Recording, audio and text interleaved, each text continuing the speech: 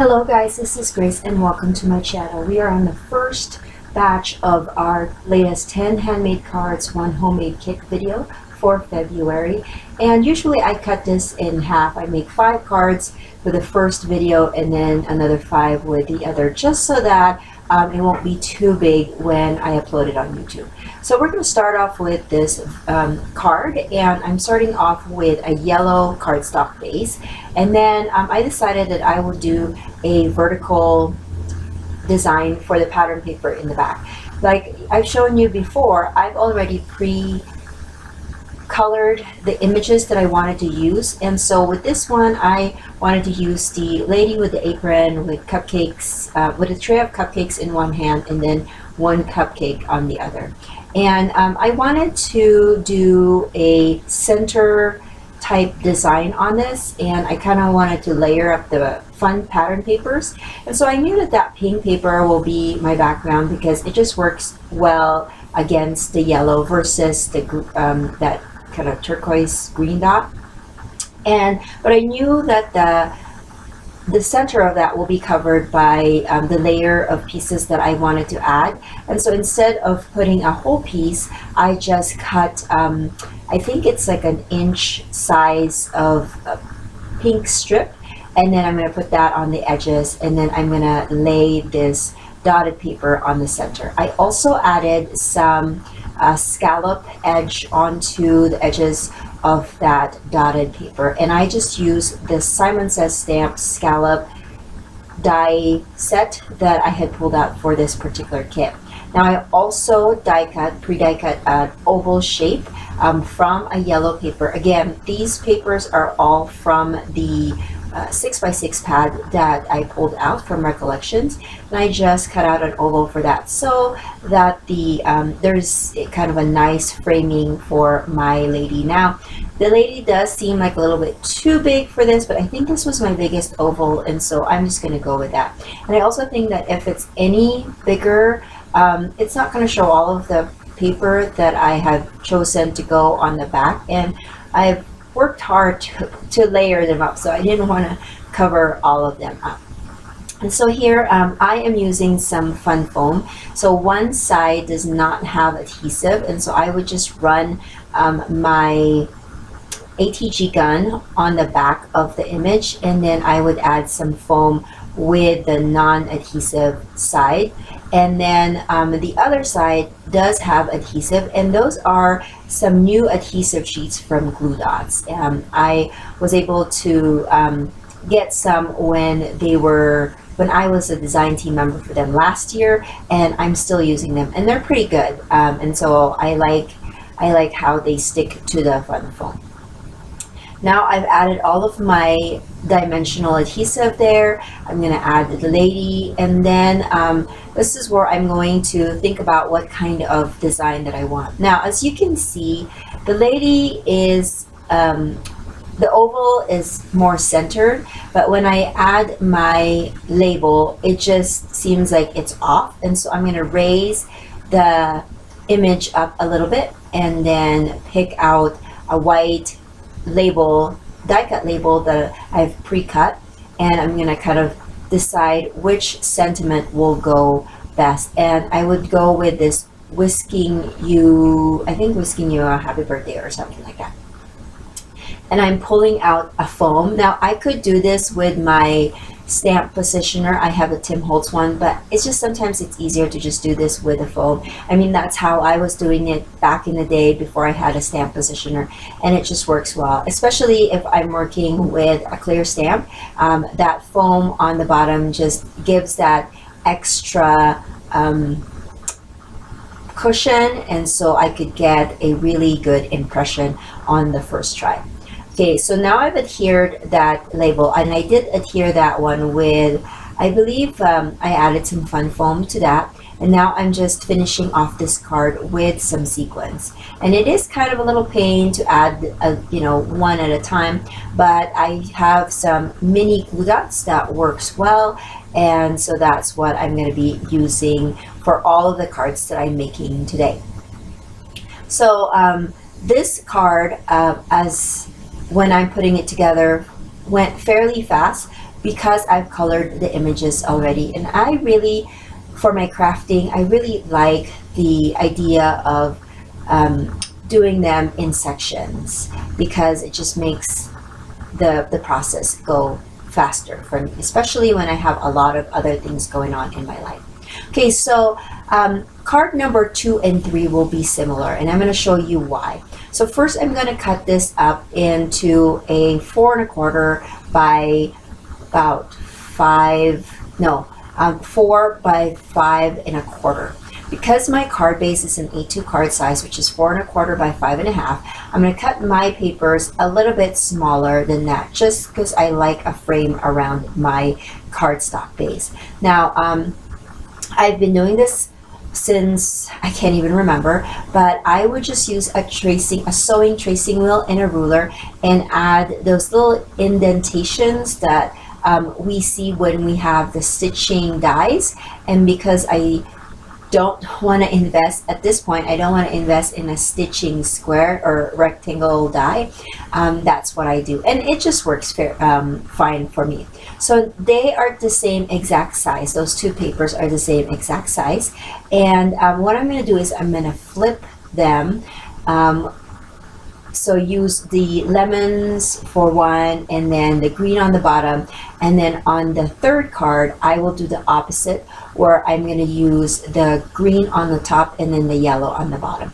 And I thought that that was another way that you might want to incorporate it when you are using a lot of patterns, is kind of get 2 for 1. So you're just cutting them once, but then you're getting 2 designs, and you get 2 cards out of it. So I hope that that will kind of give you an inspiration of what you can do with pattern papers. And this is also good if you have papers that you really love and you want to make more than 1 card, but you only have 1 piece of it. You can always cut it, and you don't have to cut it in a diagonal like I did. I just thought that that was kind of a different way of splitting them up. So now I've cut some ovals. I did cut 2 in 2 different sizes, and then I'm going to mat that oven that I've pre-colored, and I'm going to put that on the center of it. Now I'm also going to, of course, stamp a sentiment, and I can't quite remember. I think I'm going to end up stamping "You Make Everything Butter," which I thought was really cute. Now, or maybe not. Let me see. I think I'm going to stamp this one, that one where it's a birthday stamp, but it just didn't match well with my oven. It just seems, I can't remember what the stamp says, but something about sugar, flour, let me see, sugar and flour, eggs and more, a birthday cake with candles galore. So that sentiment, of course, didn't match with my image because there's no cake. There's no candles, so I changed it up, and I'm going to use another one, and that's when I'm going to put "You Make Everything Butter." So that's another thing that I kind of struggle with, is sentiments and how that should coincide with the image. And I think that's the beauty of buying stamp sets like these, where you have the images and you have sentiments that would work well with all of the images that you have in that particular set. And so this is a set that I will definitely keep in my stash, because I think it's useful. Because if I separate them, I feel like it wouldn't make sense. Like if I were to, I don't know, put this "You Make Everything Butter" without the images that's in this stamp set, it would make sense. So what do you think? Let me know in the description box below if you feel the same way about stamp sets like this, where it's pretty, the sentiments are exactly like, it just matches that images very well, so they're not very universal. I guess that's what I'm trying to say. So do you like those kinds of stamp sets? And if you do, let me know what your favorite one is, because I'm not, over the past few years, I'm not a very savvy shopper. Like I don't keep in touch, or I'm not very aware of what's out there sometimes, because I don't buy enough. I always just get something that's you know, that's mostly generic items that I almost always need. So I'm not very aware of items out there. So if you have like a favorite stamp set with an image, let me know in the description box below and I will check it out. So again, the third layout is pretty much the same as the second, or not layout, card rather. It's pretty much the same. I'm just basically flipping over the cards, and it was just going to go like this. And I did also, if you notice, the ovals are just flipped from the other one. So I have the in the second layout, I had the black one that looks like constellations as the bigger one, and then the blue was the smaller one. And then in this card, it's flipped. And as you, I don't know if you noticed, but I also used the same exact card base. I used a purple one just because I knew that those colors would already work well. And so I put that in. Now, I didn't waste that previous label and stamp that I had because I'll be just adding that to this one, which has the cake, and it works perfectly because the thing that we're talking about in the sentiment is exactly what the image shows. So I'm happy that I didn't waste any of that. So I'm just adding a few more adhesives here and there, and then I'm going to peel these off and then add that to the card base. Again, just easy cards here, nothing like, you know, with major techniques and stuff, but I love making these 10 handmade cards because it helps me use up my stash. It helps me also focus on just certain groupings of products, because sometimes, I don't know about you, but for me, sometimes when I look at my stash on its own, although I love all the items that I have, I get a little bit overwhelmed when I think about all of them. And so when I do my mini kits, it just helps me hone down or focus on just certain parts of my stash, and it makes me reflect, do I like this enough to keep, or do I not like it at all? And I know that's a little bit of a psychology for crafting, but for me it works well, knowing that whatever is in my stash is really things that I really love or that I will really use. And so that's just a little bit of my kind of way of thinking things in my scrapbook room. Okay, so I'm finishing this off with sequins. Again, I am just using some mini dots, and I do add them with some, or I do put them in a visual triangle.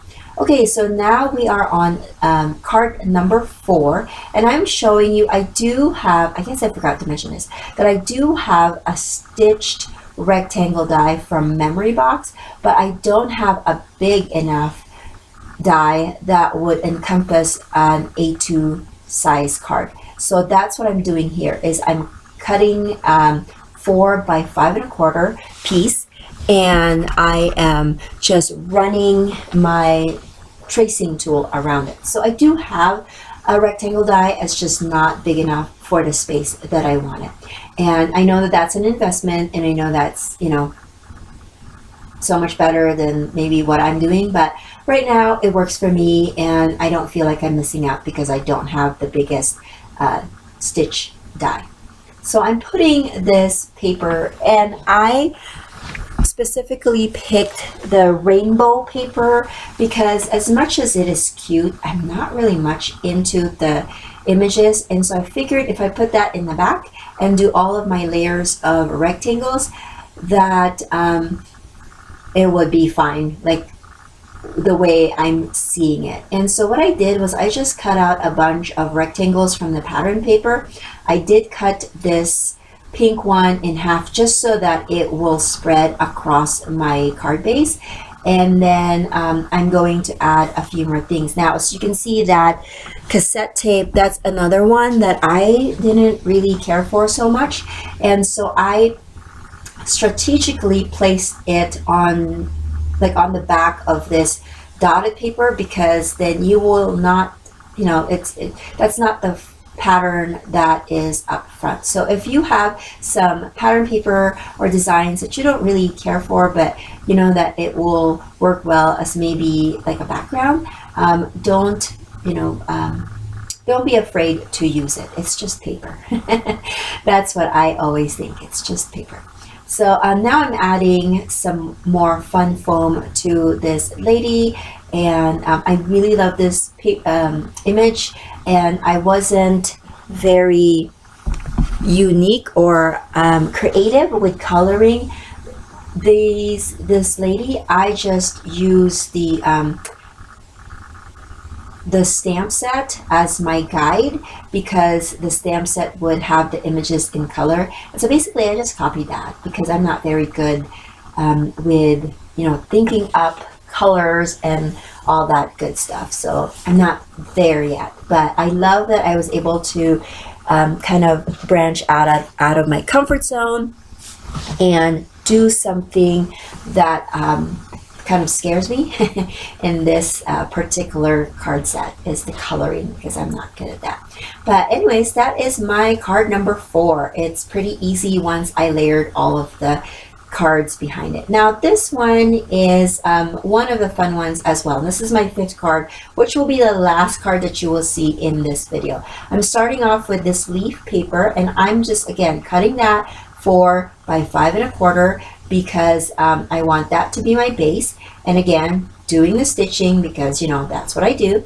And then there were some paper strips that kind of left over from all of the cutting that I've been doing, and I actually ran those strips of paper through my die cut machine with the scallop die. Now the scallop die that comes with, or that is in that set, there's actually more than one, but for some reason I gravitate to this one that has it's not the biggest, I think it is the biggest die, but they also have like some tiny smaller scallops, smaller circles, but I like this one. So this is really what I own. This is the only die that I use in that set. But anyways, I'm just laying them, I've run them through, and I'm of course trimming them out, and I'm just laying them kind of what's the word I'm looking for, overlapping them a little bit and making it seem like they're layered. So that's what I'm doing. And as you can see, some of them I actually left the barcode strip or the white strip on there because I knew that was going to be covered by the next one anyways. I do start on the bottom just because I wanted my layers to look good once I put them all together. And so now I'm just going to trim that off, and then that's my card base. And so it's pretty easy, and it's a great way to use up scraps if you have any. Now if you don't have the scallop die, you can always use a border punch, whatever punch you desire, and then you can mimic this card pretty easily. Now I'm going to add that, and of course the layered papers is on the bottom, and so I'm going to strategically place my oval and my image over to the top, just so that there's a little bit more balance to it. And I decided that because that cake was a little bit too skinny, that instead of adding fun foam to it, I will add some fun foam to this oval frame, or oval that frames the cake, so that there's not going to be a lot of like cutting really tiny pieces and trying to make that work. And then I noticed that my cake is a little bit wonky, but at this point I'm like, it's all good. Now I'm gonna pull out this label that I pre-cut, and then I'm just gonna stamp it with, again, I believe that sugar and flower birthday sentiment. And I do have the picture of the card and a close-up at the end of it. And so that will be my card sets, or my 5 cards for this particular video. I hope that you guys will watch the second one. Let me know which one was your favorite out of all of these 5 cards, because I'm always curious what people like from the card sets that I make. And if you like these videos, please consider giving it a thumbs up and subscribing. I do try to do these 10 handmade cards every other month. So if you're a card maker, you'll see me make this, or hopefully I will be able to produce another set come April. I'm trying to think. Yeah, April. So, but if you like other paper crafting, make sure to check out my other videos, and I will catch you guys another day. Bye.